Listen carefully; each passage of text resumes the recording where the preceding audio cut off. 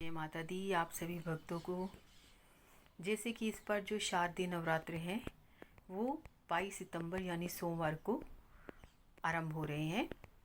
उस दिन हम एक बहुत महत्वपूर्ण परंपरा अपनाते हैं जिसे कि हम घट स्थापना कहते हैं। जिस दिन हम घट स्थापना करते हैं उसी दिन से ही इन पावन नवरात्रों का शुभारंभ होता है। तो आइए आज हम यह जानेंगे कि नवरात्रों की जो घट स्थापना है उसका शुभ मुहूर्त क्या होगा और उसकी सामग्री हम किस दिन खरीदें और उसकी सरल विधि स्थापित करने की क्या है। पहले हम ये जानते हैं कि तिथि और उसका शुभ मुहूर्त। 22 सितंबर सोमवार को नवरात्र आरंभ हो रहे हैं और इसकी जो शुभ मुहूर्त है वो आप प्रातःकाल 6:09 से लेकर 8:06 तक और अभिजीत मुहूर्त में सुबह 11:49 से दोपहर के 12:38 तक घट स्थापित कर सकते हैं। तो आइए जानते हैं कि जो घट स्थापित करना है उसका हम जो सामग्री है वो किस दिन खरीदें।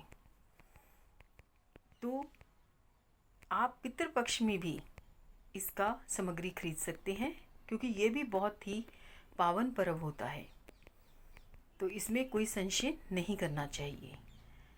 लेकिन एक बात का ध्यान ज़रूर रखें कि जो भी आप सामग्री इस पितृपक्ष में खरीदें उसका उपयोग आप पितृपक्ष के दौरान नहीं करें, वो आप जिस दिन से नवरात्र आरंभ होंगे उसी दिन से करें।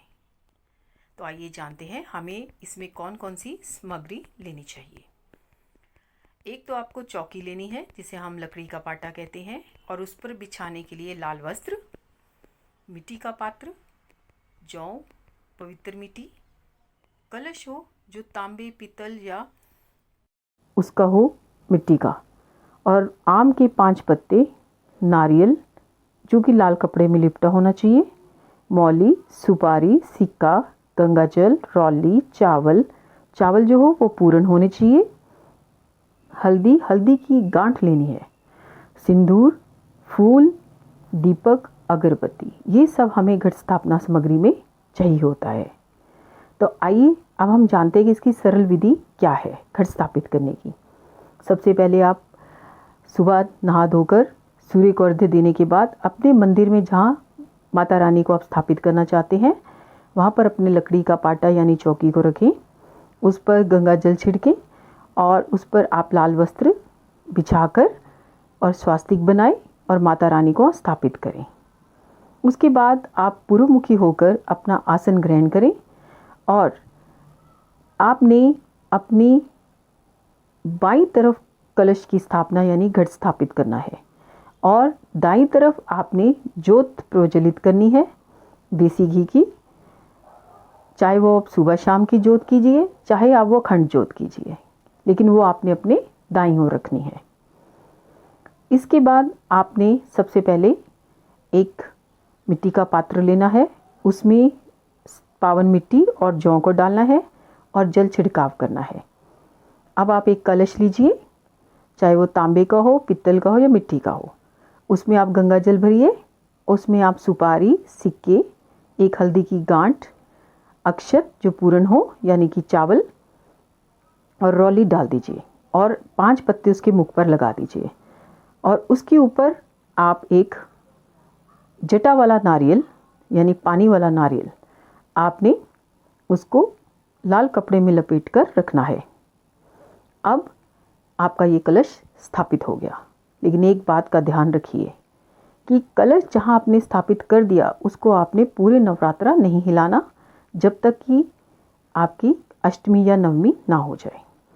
उसके बाद आपने इसको करने के बाद आपने अपने दाईं तरफ ज्योत प्रज्वलित करके जो भी माता रानी का पाठ पूजा वगैरह करनी है और आरती आप करिए और आपने प्रसाद में माता रानी को 2 हरी इलायची और 2 लौंग ज़रूर अर्पित करने हैं और जो भी प्रसाद है वो अपने पूरे परिवार के साथ उसे ग्रहण कर लीजिए। अब आपको यह जानना बहुत ज़रूरी है कि इस दिन जौ क्यों बीजे जाते हैं।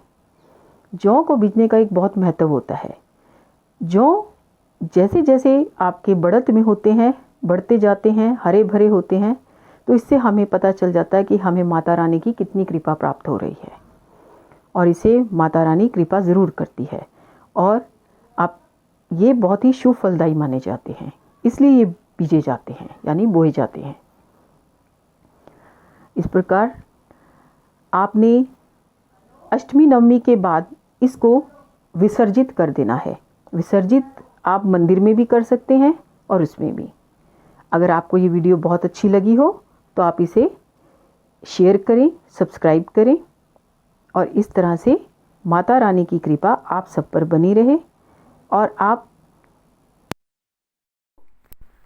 पूर्ण रूप से संकल्प लेके चाहे आप 9 के 9 नवरात्रा कीजिए या आप अपनी सुबह शाम की आरती के साथ पूर्ण कीजिए। जय माता।